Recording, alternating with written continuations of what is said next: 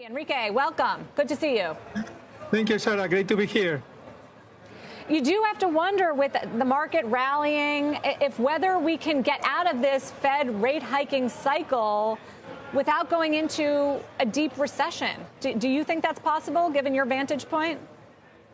Well, what we see today is that we continue to be in a fairly challenging situation, but at the same time, the new hybrid way of working is clearly giving us an opportunity to expand our PC business, to grow into new areas. So despite the current environment, we are very optimistic about the potential that we have going forward. Can you just give us an update? Because last quarter, there were some concerns around the guidance on what you're seeing right now on consumer spending on tech, printers and PCs, and commercial spending as well. How much is that slowing? What we shared in our call, and I would say the trends continue to be there, is we saw a slowdown of the consumer business, and we started to see a slowdown of the commercial business.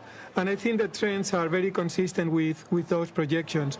I think what we are seeing is the impact of the current environment.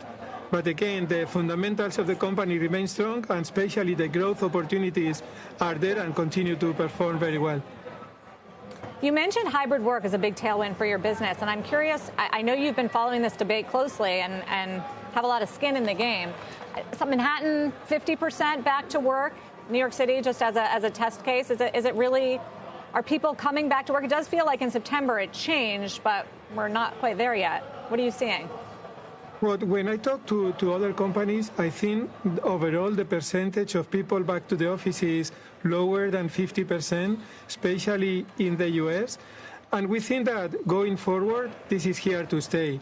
I think we have found a way where people can really live their lives better and combine them with work. We also see the advantages this brings to companies in our ability to hire talent, in our ability to reward employees in different ways.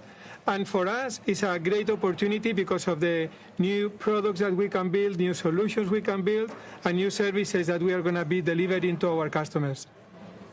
So you think it's here to stay. What about the supply chain, Enrique? Has it improved? It has significantly improved from where we were a year ago. There are still some pockets where we see component challenges, but if I look at the next quarters, I think the situation will be completely fixed very soon. The other thing we wanted to ask you, of course, is it is Hispanic Heritage Month, and you are one of the few Hispanic CEOs among S&P 500 companies. Have we made any progress as companies have stepped up their efforts on diversity and inclusion in recent years? And what are some of the best practices that you've seen?